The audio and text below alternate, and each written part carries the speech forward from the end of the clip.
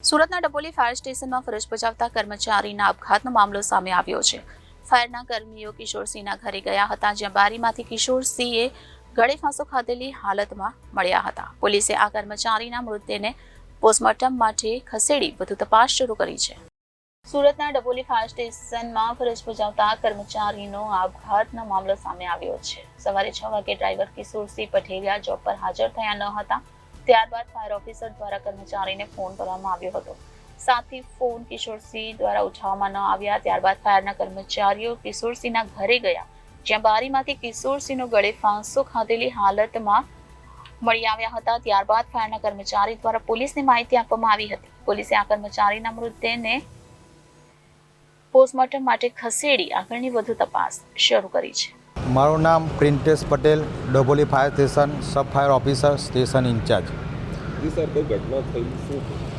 ઘટનામાં સવારે 6 વાગે તમામ કર્મચારીઓ જોબ પર હાજર થાય છે અને એમની હાજરી પૂરવામાં આવે છે।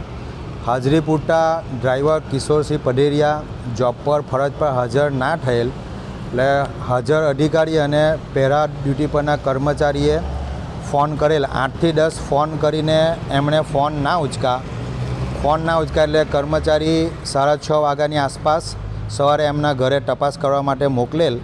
6:30 તપાસ કરતાં દરવાજા અંદરથી બંધ હતા, કોઈએ દરવાજા ખોલેલ નથી અને દરવાજા ઠોકીને ટ્રાય કરી પર કોઈ અંદરથી રિસ્પોન્સ ન મળતા વોશરૂમની ફોલ્ડિંગ બારીના કાચને ખોલીને કર્મચારી માર્શલને અંદર પ્રવેશ કરાવતા સદર કર્મચારી નામે કિશોરસિંહ પટેલિયા સાડીને પંખા જોડે બાંધીને ફાંસો ખાધેલી હાલતમાં જોવા મળેલ। ત્યારબાદ પોલીસ કંટ્રોલને, ફાયર કંટ્રોલને, લાગત અધિકારીશ્રીઓને જાણ કરવામાં આવેલ। 108ની ટીમને બોલાવેલ। 108ની ટીમના હાજર કર્મચારીઓએ એમને મૃત જાહેર કરેલ।